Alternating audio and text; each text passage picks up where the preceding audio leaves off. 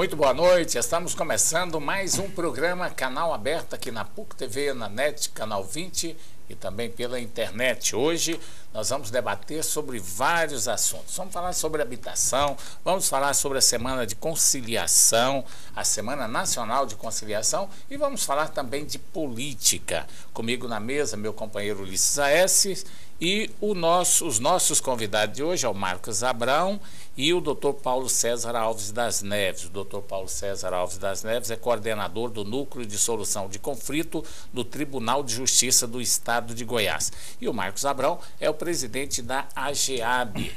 Nós vamos cumprimentar primeiro o Dr. Paulo César, mais uma vez aqui no nosso programa. É um prazer recebê-lo aqui. Boa noite, Dr. Paulo.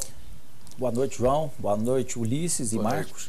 É um prazer voltar a esse programa para poder participar e divulgar os trabalhos que vão ser realizados na próxima semana, onde vai acontecer a Semana Nacional de Conciliação. Presidente da AGEAB, boa noite, Marcos Abrão. Boa noite, João. Boa noite, Ulisses. Boa noite. Boa noite, Dr. Paulo César. Boa noite, telespectadores da PUC TV. Para mim é uma satisfação voltar aqui também. A satisfação é nossa. Ulisses Aesses, editor do Diário da Manhã, meu companheiro de bancada, boa noite. Boa noite, João Silvestre. Boa noite especial para você, telespectador do programa Canal Aberto aqui na PUC TV. Um abraço também para o juiz Paulo César e para o Marcos Abrão, que é presidente da AGEAB. Pois é, nós vamos começar conversando sobre a Semana Nacional de Conciliação. Nós tivemos aqui em Goiânia também uma semana de conciliação da Prefeitura, foi um grande sucesso, né, doutor Paulo? E agora a Semana Nacional de Conciliação. Ela vai acontecer, o nome diz, em todo o Brasil? Verdade, João. No primeiro semestre, nós realizamos aqui em Goiânia uma semana de audiências concentradas da Prefeitura Municipal para resolver os problemas relacionados a execuções fiscais.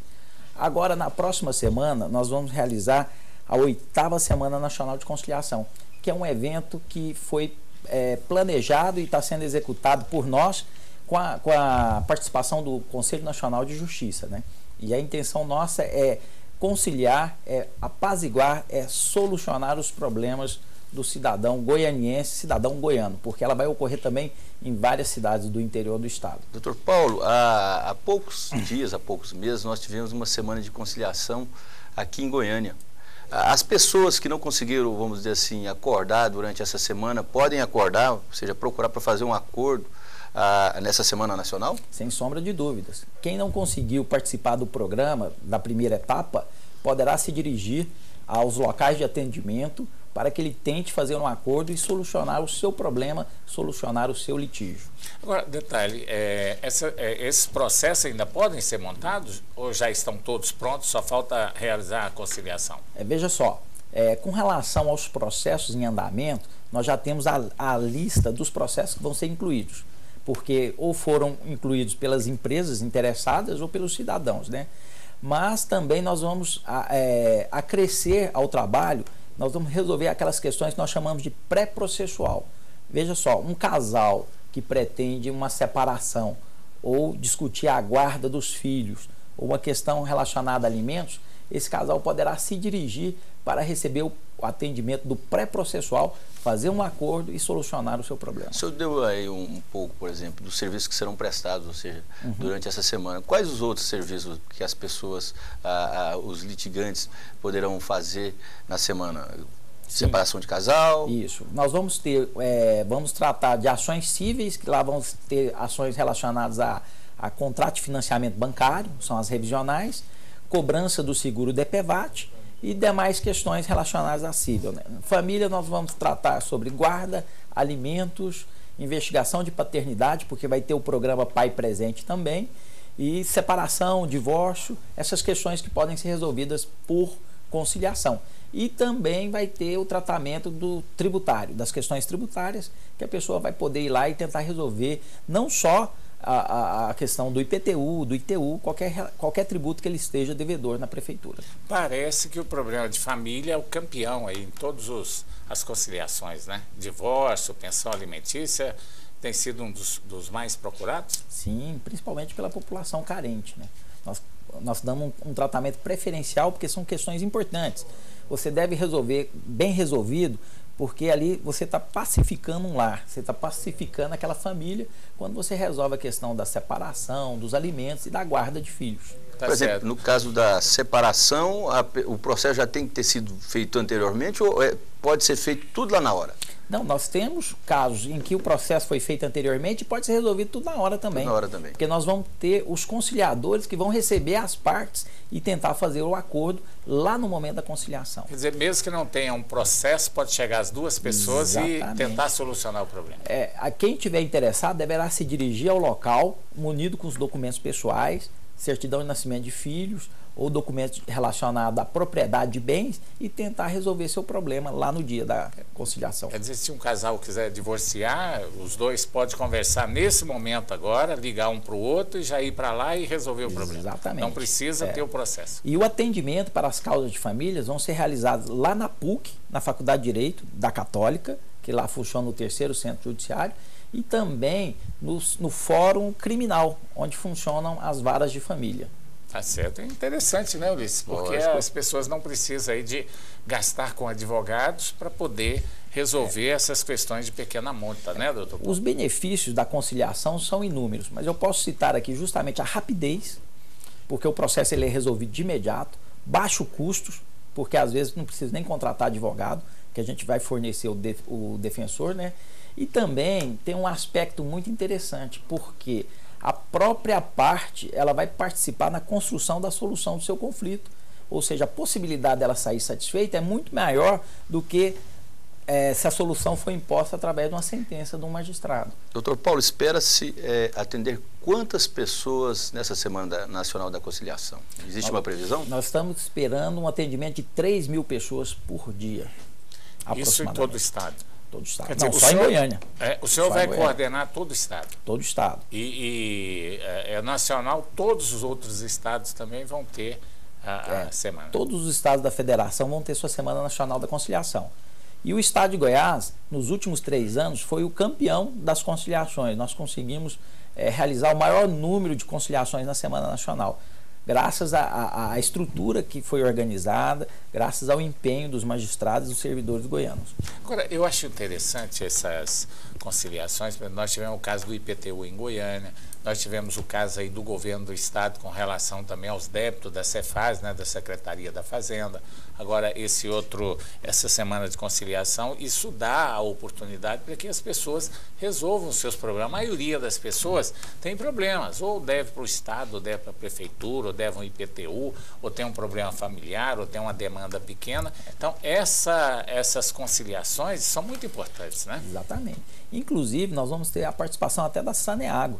A Saneago vai entrar na Semana da Conciliação, dando descontos consideráveis. Eu acredito que descontos de até 50% vão ser fornecidos pela empresa para fins de realização de acordo. Na GEAB, tem algum problema que deve levar chegar até a justiça, Marcos Abrão? Olha, João, no início do governo nós fizemos uma caravana de renegociação para todos os imóveis da antiga Coab. Nós tivemos adesão de mais de 6.000 contratos que foram revistos, repactuados, e as famílias têm pago essas repactuações, justamente fazendo isso que o Dr. Paulo tem colocado, que é uma forma de você diminuir o custo dessa cobrança, né? E principalmente resolver a situação que é uma questão social. Ninguém deixa de pagar uma conta porque quer. Então isso é muito importante quando o órgão tem a sensibilidade de fazer essas renegociações e principalmente quando é induzido ou proposto pela justiça. Hoje existe alguma inadimplência? Olha, nós temos inadimplência, porém a gente tenta esgotar os canais de negociação para que não possa ter que entrar com ações. Ainda existe, você falou da Coab, ainda existe alguns financiamentos de Coab até hoje? Existem alguns, né? Claro que nós fizemos essas repactuações com perdão de juros, multa, claro que tudo isso é amparado com leis, né?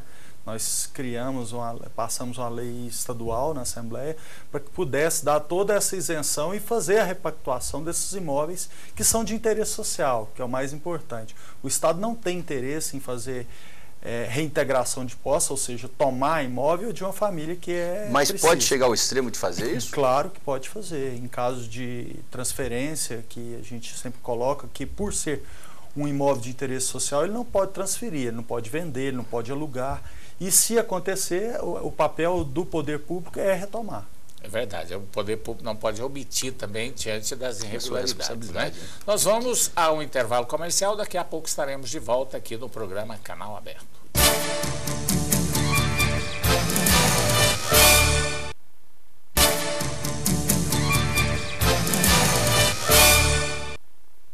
Estamos de volta com o programa Canal Aberto aqui na PUC TV, na NET Canal 20. Hoje nós estamos conversando com o coordenador do Núcleo de Solução de Conflito do Tribunal de Justiça do Estado de Goiás, Dr. Paulo César Alves das Neves, e o presidente da AGEAB, o Marcos Abraão. Vamos falar um pouquinho agora da AGEAB, né?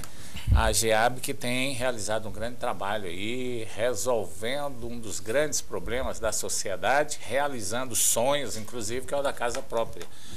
Qual tem sido aí, ou quais tem sido o principal trabalho da AGEAB hoje, Marcos? Na verdade, João, a AGEAB trabalha com 2 eixos de atuação, que é regularização fundiária, que é a escrituração de imóveis, e construção de casa. Esses são os 2 eixos principais de atuação da AGEAB. Agora, nós trabalhamos também com equipamentos sociais, construção de creches, centro de convivência de idosos, praças. Então é um trabalho bem abrangente no estado de Goiás. Existe um déficit hoje de moradia em Goiás? Qual que é esse número, doutor Marcos? Ulisses, o déficit é aproximado em torno de 160 mil casas. É claro que hoje, inclusive, eu respondi um questionamento se o estado tem feito tantas casas e o déficit está estável, por quê? A gente precisa ter uma análise real da situação. Goiás é destino de fluxo migratório, ou seja, a cada indústria, cada fábrica que é aberta no estado de Goiás atrai um número de pessoas. Com 3 anos que essa pessoa mora no estado de Goiás, ele tem direito a uma casa própria. Se você pegar os últimos 10 anos, nós temos dados que 200 mil famílias mudaram para o estado de Goiás. Então, é uma política que precisa ser uma política de Estado, não uma política de governo. Até nesse ponto e nesse aspecto, o senhor acha, por exemplo, que essa política de incentivo, por exemplo, de construção de novas moradias, ela não alimenta, por exemplo, o sonho de pessoas de outros estados de, por exemplo, se locomoverem para cá, ou seja, processo migratório, inclusive, até prejudicial, que pode tornar cada vez mais o estado populoso e sem condições, ou seja, sem infraestrutura necessária? O senhor não acha que isso... Não, a impressão que eu tenho é, primeiro, a pessoa não escolheu nascer ser carente, né, Ulisses? Então a gente precisa encarar a política habitacional como uma política social. Agora, o que a gente defende, e não só defende como faz, é também trabalhar com programas de reinserção daqueles trabalhadores no mercado de trabalho, como cursos profissionalizantes. É muito além da construção de uma casa, é muito além. Os trabalhos que são feitos na AGEAB, como reinserção, qualificação, é muito além do que construir uma casa. Primeiro que você está trabalhando com sonho. E segundo que a gente tem que encarar isso como uma política social. Ele precisa ter a casa, mas ele precisa se manter, ou manter a sua família nessa casa. Então você precisa reinserir ele no mercado de trabalho. E é o que a gente tem feito. Agora, um detalhe interessante é que, quando se fala no déficit de moradia, existem vários fatores, né, Marcos? Nós temos, por exemplo, um estado que está crescendo, industrializando, ele atrai pessoas de fora.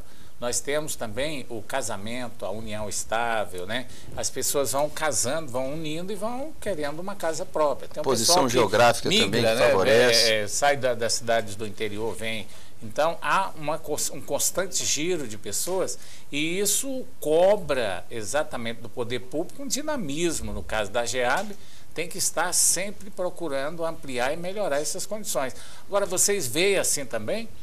Olha, a gente encara com novidades ou com criatividade. A gente busca o que existe melhor no Brasil, né, em alguns estados que são pioneiros em construção de casas, e trazemos para cá. Agora, Goiás hoje, proporcionalmente, é o estado que mais constrói casas populares no Brasil. Por quê? Porque justamente o estado coloca contrapartida, ou seja, nós colocamos dinheiro também nos programas federais. Onde o governo federal coloca mais recursos, que são as cidades acima de 50 mil habitantes, nós colocamos menos. E nas cidades menores, que em Goiás são mais de 200, nós colocamos mais recursos. Agora, Ulisses, em São Paulo já começou a construção de apartamentos de 19 metros quadrados. Quer dizer, a cidade, a tendência é a verticalização, né? Cidades verticais. Cidade conceito. É cidade conceito. Agora, o custo da construção civil no Brasil está ficando muito caro, inclusive em Goiás. Não se compra mais um lote hoje, sem falar em R$30 mil hoje, em cidades do interior, cidades pequenas. Quer dizer, esse custo também tem dificultado as construções de casa? Principalmente para imóvel de interesse social, ou seja, imóvel popular. Por quê? Porque o empreendedor não vai construir uma casa popular para receber R$57 mil, que é o valor que o governo federal paga, com um lote, com infraestrutura, com asfalto, se ele pode vender esse lote por R$60, R$70 mil. Então, se o governo do estado de Goiás não colocasse contrapartida, ou seja, colocasse o recurso do cheque mais moradia na região metropolitana de Goiânia e na região do Distrito Federal, do entorno, eu não tenho a menor sombra de dúvida que não teria oferta de casa popular. Por quê? Porque o preço de terreno está só subindo. Só sobe. Doutor Marcos, uma das preocupações que tem as pessoas, principalmente assim na área, por exemplo, na área do social aí, é em relação à não renegociação, por exemplo, dessas habitações que são às vezes doadas pelo próprio governo ou então vendidas, subsidiadas, tudo. Se a pessoa adquirir um imóvel, ela pode vender esse imóvel? Ela pode passar adiante? Como é que é isso? Olha, essa pergunta é muito boa, Ulisses, porque a gente precisa deixar a população informada sobre essa situação. A pessoa que recebe um imóvel subsidiado, ou seja, um imóvel popular, ele não pode vender, ele não pode ceder, ele não pode alugar. E outra coisa, é uma questão social. Se ele está vendendo, se ele está alugando, é sinal que ele não precisava. E uma vez denunciado, o poder público, ou seja, a AGEAB, tem obrigação de entrar com ação judicial de reintegração de Mas posse. já aconteceu algum caso assim? Já aconteceu, na minha gestão. O Estado, por exemplo, é severo nesse aspecto ou às vezes se omite? Não, Ulisses, é severo, é uma situação constrangedora você tirar uma família de dentro de uma casa. Agora nós já fizemos e vamos fazer, porque o poder público não pode ser omisso em relação a isso. É um trabalho social, porém não pode ser um trabalho permissivo em relação a questão legal. A gente precisa estar atuando dentro da legalidade. Se não houver essa exigência, né, se não houver realmente uma regra muito forte, aí as coisas não andam, as coisas não funcionam. E uma das preocupações, inclusive o doutor Paulo César, nós fizemos um programa de rádio junto durante 9 anos, né, doutor Paulo? Nós encontramos vários fatores relacionados a essas coisas de irregularidade. Por exemplo, a indústria da invasão, né, em todos os lugares do Brasil existe, aqui no estado de Goiás existe. Já caiu um pouco hoje essas invasões, diminuiu muito, né? Porque aqui em Goiânia nós tivemos vários bairros aí que surgiram das invasões, inclusive o Primavera, que o senhor parece que está querendo regularizar a situação lá, né? Na verdade, João, o que colocam é que foi invadido, né? Mas eu estava, inclusive, falando sobre isso hoje. Eles possuem documentos que eles foram induzidos, ou seja, entraram lá com a permissão do poder público. Uma coisa, existe isso, porque aquela coisa, o telespectador fica perguntando ali, existe esse estímulo à invasão mesmo, essa chamada indústria da invasão? Como é que ela pode ser debelada? Como é que ela é detectada? Outra coisa também é em relação, por exemplo, a bairros de Goiânia. Tem algum bairro, por exemplo, que ainda tem resquício dessas invasões e o poder público vai regulamentar esses bairros? Ulisses, nós estamos em fase final de regularização fundiária de toda a região noroeste, que é a antiga Fazenda São Domingos. Nós já regularizamos o bairro São Carlos, Primavera, São Domingos, Floresta, Vitória. Estamos agora na fase final do Primavera e das 4 etapas do Jardim Curitiba. Agora, isso foi induzido pelo poder público estadual e municipal da época. São famílias que aguardam há mais de 30 anos ter o direito de ter sua escritura. E é muito mais grave do que a questão só social. Uma região sem regularização ou sem escritura não existe investimento. Esse shopping que foi aberto agora, esse Passeio das Águas, ele poderia estar lá na região noroeste. Nós estamos falando de uma região que tem mais de 200 mil pessoas morando e não possui nenhuma agência bancária, nenhum empreendimento ou shopping center, nenhum investimento de valor maior, justamente por falta dessa regularização. E eles não foram lá por invasão, eles foram induzidos. Inclusive, eles receberam na época termos de assentamento. Agora, era uma política populista, né? Que você induzir, abrir somente ruas com a patrola e colocar as famílias lá sem nenhuma infraestrutura, sem nenhuma regularização, isso no meu ver... mas eles são beneficiados com as escrituras e não pagam nada, ou seja, não tem nenhum...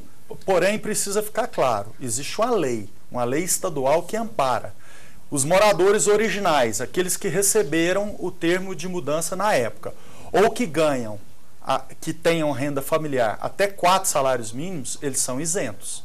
Esses são regularizados, ou seja, recebem as escrituras da GEAB gratuitamente. É certo. Nós vamos para mais um intervalo comercial. Daqui a pouco estaremos de volta com o programa Canal Aberto.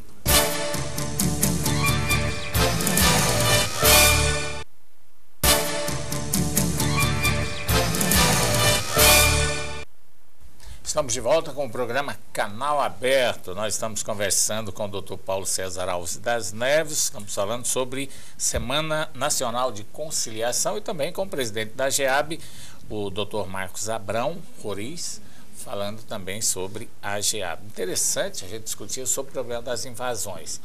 Dr. Paulo César, as invasões de terra hoje já não são como antigamente. O Poder Judiciário também tem atuado na reintegração de posses. Tem inibido as pessoas de invadirem?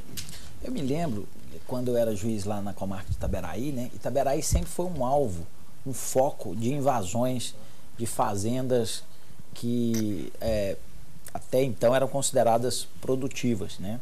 E nós tivemos um caso emblemático, que foi a invasão da Fazenda Brasília, uma fazenda de 2.000 alqueires, que se encontra lá em Itaberaí, e ela foi invadida por 3.600 famílias do Movimento de Trabalhadores Sem Terra, o MST. E eu marquei uma audiência, o proprietário entrou com a ação de reintegração de posse, eu marquei uma audiência para ouvir as partes, né, antes de deferir ou não.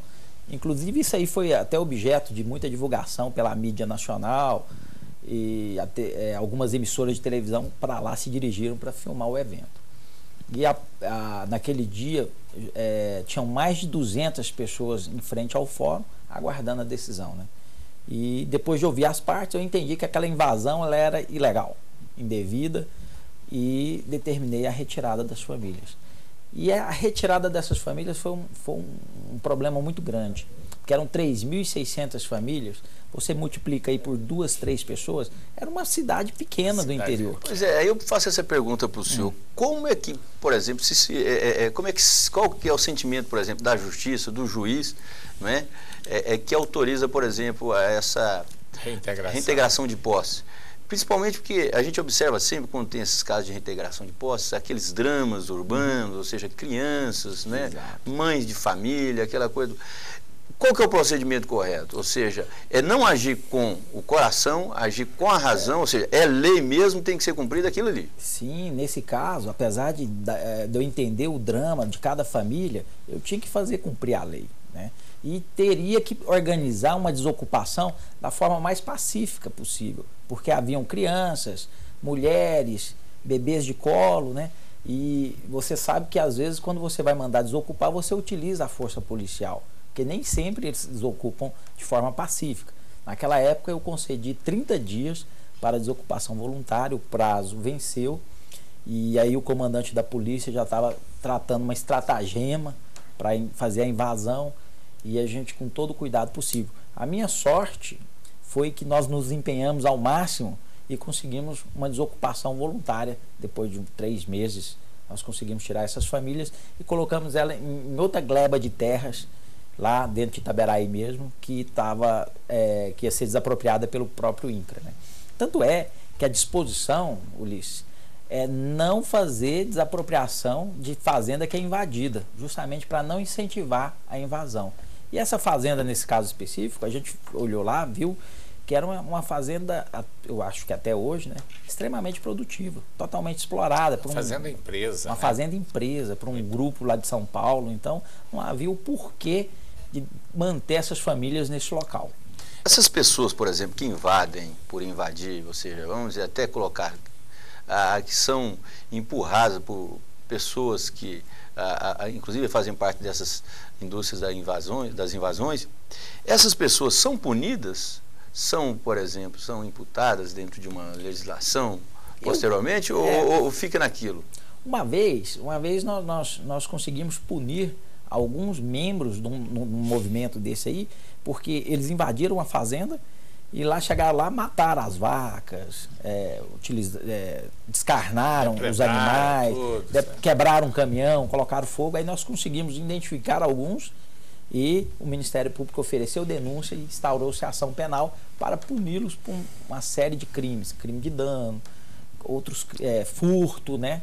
Então foi possível, mas nem sempre. Quando ocorre só a invasão, você consegue tirar o pessoal que invadiu. Se não houve dano à propriedade, aí acaba perdendo o sentido de você continuar perseguindo essas pessoas para aplicar uma pena por isso ou por aquilo. Detalhe mais interessante que já mudou um pouco essa sistemática de invasão aqui para nós, mas lá no Mato Grosso, no Pará, Rondônia, aquela região, parece que ainda há uma atuação muito grande do pessoal nessas invasões e muita violência, existe muita violência com relação a essas invasões aí nesse norte do país, que muitas vezes não chega até a gente aqui, mas é muito dramática a situação, porque a briga pela terra, ela é muito complicada. Eu costumo colocar a seguinte maneira: primeiro, você se coloca no lugar do fazendeiro, aí você já vê a invasão de uma certa maneira, aí você se coloca no lugar do sem terra, né? Vai para debaixo de uma barraca, você já vê a situação de outra maneira.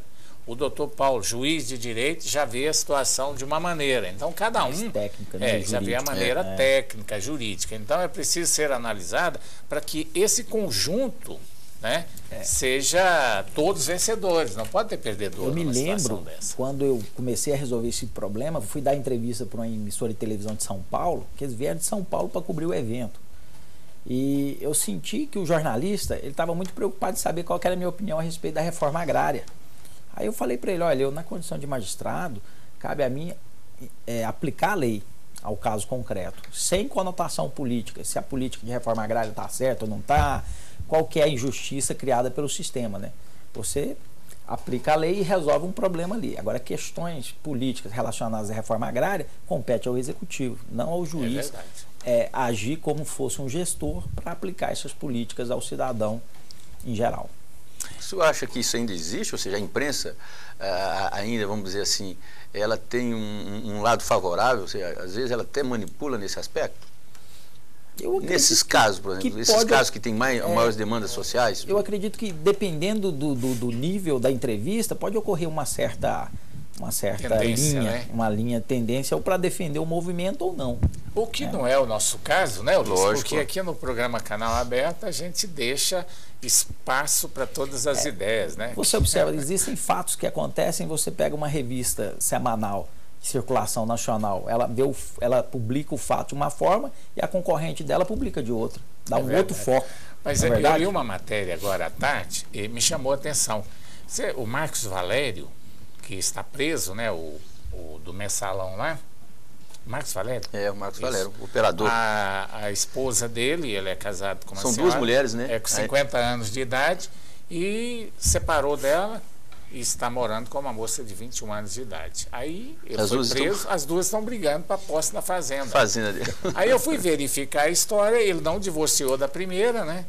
E a noiva, a outra, estava com ele lá, agora a outra chegou e falou: não, a fazenda é minha. Virou um impasse jurídico. Justamente porque ele está na cadeia, complexo, né? Se tivesse morrido, então aí o bicho ia pegar. E como ele não vai sair tão cedo, né? Então... Agora, doutor Paulo, um caso como esse é difícil de decidir? Ele separou da esposa, não divorciou. Nós já vimos fato desse aqui. E a outra que está morando com ele já tem uma união estável. Como é que fica a situação dessa? É o poder da posse? Não, isso é o poder da época que ele adquiriu a fazenda. Se ele adquiriu a fazenda depois que ele se separou da mulher, mesmo separando de fato, a mulher dele não vai ter direito. A esposa oficial do casamento, né? Porque ele separou, né? Ele separou de fato. Quer dizer, quando você separa de fato... Separação dos corpos, parece que tem separação de corpos, né? Você saiu de casa, separou, né? Então aí já não tem mais direito. Exatamente. Aí o que ele adquire depois, presume-se que não foi na convivência, então não tem o que partilhar. Se aquela fazenda foi adquirida na época que ele convivia com a esposa, aí a esposa tem direito. Ah, entendi. Então vai mais ou menos essa história. E a esposa vai ter direito... Vai ter direito de se separar, né? Ela tem que entrar com a separação. Pois é, mas aí uma esposa estava de posse. A outra esposa chegou e apresentou a certidão de casamento. Ex-esposa, né? A ex-esposa chegou e apresentou a certidão de casamento. Ó, dá o fora porque eu sou a dona da fazenda. E o negócio vai parar na justiça mesmo. É interessante isso, mas como é o que chamou a atenção, porque é o Marcos Valério, o homem que está preso lá pelo mensalão, que eu não sei qual que é a opinião de vocês, doutor Paulo César, evidentemente, conhece muito do jurista. O senhor acha que o mensalão foi realmente, as penas foram normal, tranquila ali? Eu, particularmente, na condição de magistrado, não posso nem comentar, opinar, porque é uma decisão do Supremo e o nosso Código de Ética proíbe que um juiz faça comentário a respeito da sentença de outro juiz. Então, é você mesmo que vai comentar, Ulisses Aécio. Nós dois não temos esse... Nós jornalistas, a gente comenta tudo, né? Marcos Abrão foi eleito presidente do PPS. Eu tenho que falar isso aqui, porque é a notícia que está em todos os jornais, né, Marcos? E o PPS é um partido interessante, um partido que tem um nome nacional, tem várias lideranças, e você tem essa responsabilidade de dirigir um partido, porque é uma responsabilidade muito grande, né? É mais uma, né? Mais uma. Porque a maior responsabilidade é você construir ou lidar com sonhos das famílias, né? Que é o que eu faço diariamente na GEAB. Então é mais uma responsabilidade, porém eu tenho maturidade para encarar o desafio e eu tenho certeza que fazer o partido crescer, preparar ele para as eleições. Agora, o PPS tem um bom quadro aí para competir na próxima eleição? Olha, tem um bom quadro, é uma legenda muito forte e nós estamos incentivando os filiados a disputar as eleições. Porque se o partido político existe, ele precisa disputar a eleição. Ninguém pode usar partido político como forma de ascensão social. A ascensão social você faz com trabalho. Partido político é o meio que a legislação permite para que a pessoa dispute uma eleição. Claro que ancorado numa ideologia ou numa forma de trabalhar. Agora, o que eu defendo e estou defendendo o PPS é para levar ele efetivamente a disputar eleições. Doutor Marcos, vamos fazer o seguinte, vamos para mais um intervalo, aí depois desse intervalo a gente vai falar mais com o doutor Marcos Abrão, vamos falar também com o doutor Paulo César Alves das Neves, porque assunto é o que não vai faltar aqui no programa Canal Aberto.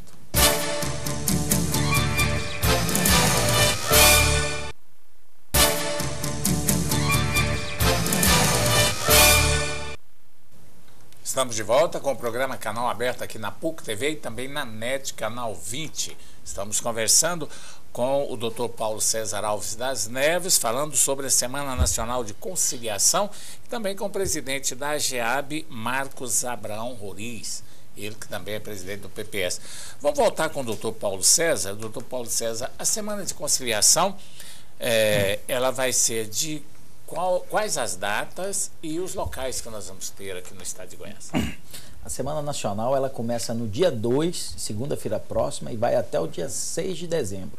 E ela vai ser realizada aqui em Goiânia, na Estação Goiana, ao lado da rodoviária, no 2º Centro Judiciário, que é lá no Fórum Criminal, e no 3º Centro Judiciário de Conciliação, que fica localizado na Faculdade de Direito da Universidade Católica. Isso é em Goiânia, né? Goiânia. E mais outras cidades do interior, Sim, quais são as? Nós vamos ter a Semana Nacional de Conciliação também em Anápolis, na comarca de Rio Verde, Caldas Novas e Aparecida de Goiânia. Durante todo o dia? Durante todo o dia, começando sempre na segunda-feira e terminando na sexta-feira. Ela começa às 8 e vai até às 18 horas. Não para, não tem horário de almoço, não tem suspensão de almoço. É presencial, a pessoa tem que estar lá, não pode ser feita via internet, nada não, é presencial. Não, exatamente. O cidadão que queira se beneficiar com o acordo, ele deverá se dirigir a um desses locais para que ele possa ser atendido. Tá certo. Marcos Abrão, presidente da GEAB, hoje o senhor diria que a GEAB está cumprindo aquilo que realmente é a função dela no estado de Goiás? Exatamente, João, porque nós transformamos a atuação da GEAB. A GEAB era era uma formuladora e passou a ser uma executora, que por lei é a função dela. A função da GEAB não é criar políticas de habitação, é executar. Isso que nós temos feito. Construir casas e regularizar, ou seja, levar a escritura. A formulação é uma atribuição da Secretaria de Cidades, não da GEAB. Então a GEAB voltou para o foco dela, que é construir. Nós começaremos agora, no dia 20, 5 mil apartamentos aqui na saída para Trindade. Vamos fazer um balancinho assim meio rápido, o que já saiu assim de objetivo, né? Nós já entregamos mais de 4 mil casas, temos 19 mil em construção hoje e temos 42 mil para contratar até o final do ano. Até o final do ano? Isso. Final deste ano ou final da... Final deste ano e primeiro semestre de 2014. Por quê? Porque você precisa hoje, para poder lançar um conjunto habitacional, estar com o terreno regularizado. Então é a aprovação do loteamento, todas as licenças, né, licença ambiental. Então, uma série de órgãos que são envolvidos para até você lançar, ou seja, tirar do papel esse conjunto habitacional. Doutor Marcos, antigamente a gente ouvia demais isso aí, a notícia, falando, ó, fulano de tal ganhou uma casa. Essas casas hoje, elas são dadas ou as casas são subsidiadas, as casas são vendidas? Como é que é essa política? Olha, nós, a partir deste governo, do governo do Marconi, nós temos uma política de também as pessoas pagarem. Em média, as famílias pagam em torno de 10% da renda familiar. Por quê? Porque o Estado não daria conta de construir casas em todos os municípios do Estado de Goiás, bancando 100% dessas casas. Como também nos programas federais. Alguns não pagam, mas a maioria desses programas, as famílias pagam a contrapartida. Ô Marcos, agora a gente sabe, são centenas aí, milhares de inscrições. Como é que você faz para escolher essas pessoas que vão receber a casa? Qual que é o critério? É sorteio? É por ordem de inscrição? Como que vocês fazem? Na verdade, tem quatro pré-requisitos básicos, que é morar no mínimo 3 anos no município, nunca ter tido nenhum benefício na área habitacional, tanto a nível estadual, federal ou municipal, ter renda até R$ 1.600, renda familiar, e possuir família constituída, ou seja, dependentes. Esses são os primeiros pré-requisitos. Agora, depois, o que a gente coloca é vulnerabilidade social. A família que tem o maior índice de vulnerabilidade, ou seja, que precisa mais, ela é beneficiada primeiramente. Se tiver 5 mil apartamentos, 6 mil pessoas com a mesma situação, é sorteio. E nós aqui em Goiás, nesse conjunto que vamos lançar agora do Veracruz, nós queremos trazer, inclusive, a fiscalização do Ministério Público para poder acompanhar, para que a gente possa mostrar para a população que nós estamos fazendo um programa sério. A GEAB já detectou algum tipo de fraude em relação, por exemplo, ao preenchimento dessas inscrições? Ulisses, existe algumas situações que são detectadas.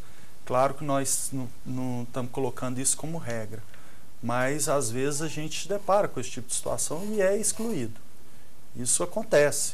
Acontece na concessão de moradia, de escritura, e a gente tem um sistema para poder checar. Primeiro que os bancos de dados hoje são unificados.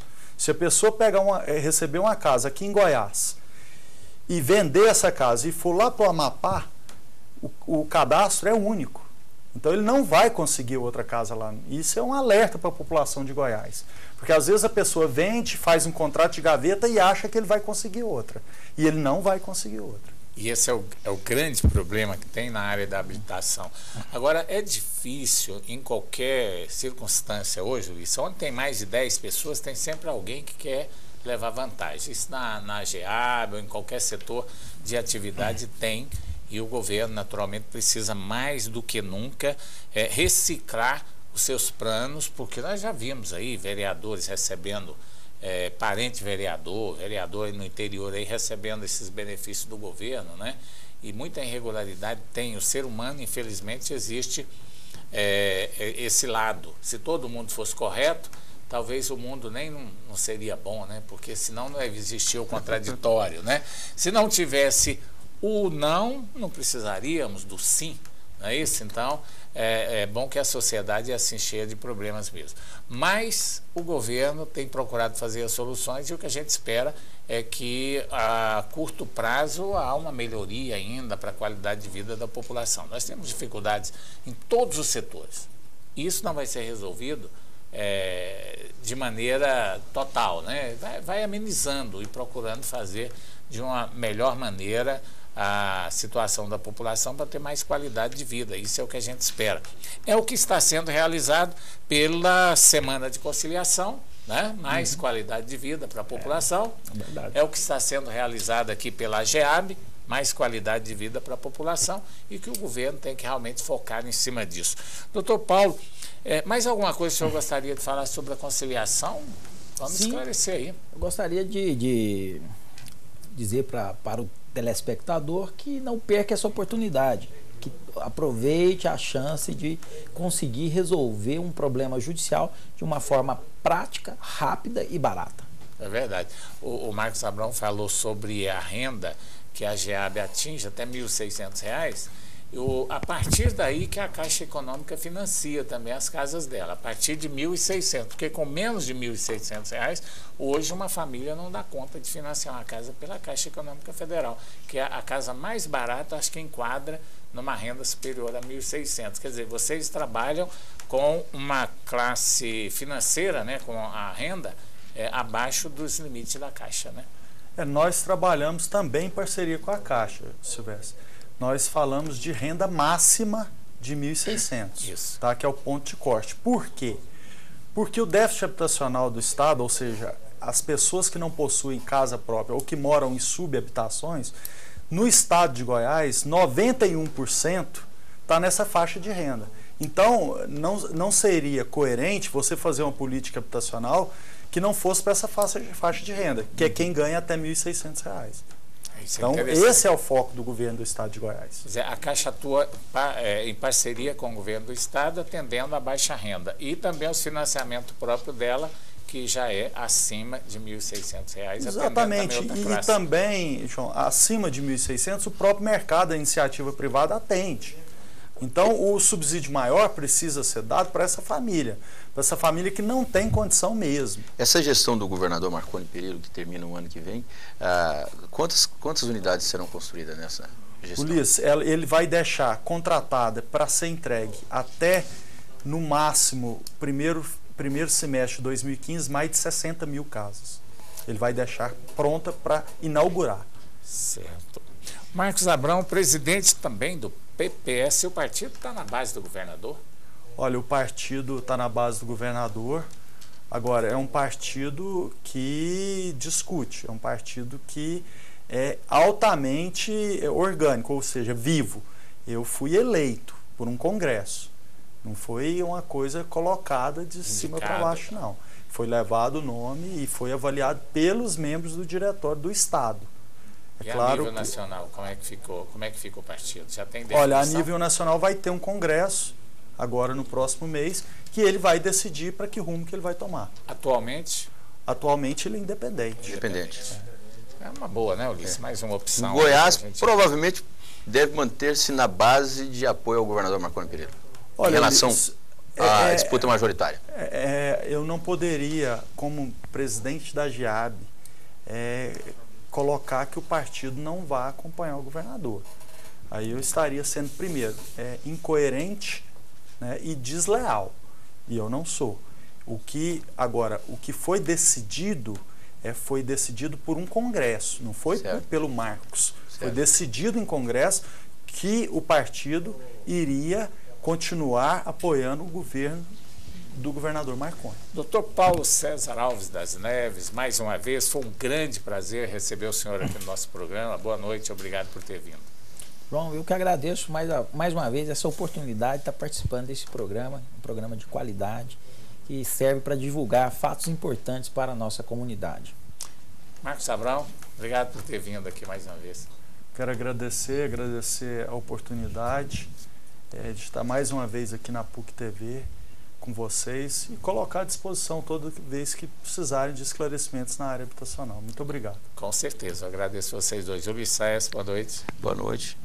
Um abraço hoje, não tem não? Não, hoje não. Hoje está sem abraço? Hoje estou sem abraço. Então eu vou mandar um abraço a todos os telespectadores e convidá-los para estar conosco na próxima segunda-feira, às 22h30, com mais um Canal Aberto. Até lá, boa noite, obrigado pela audiência.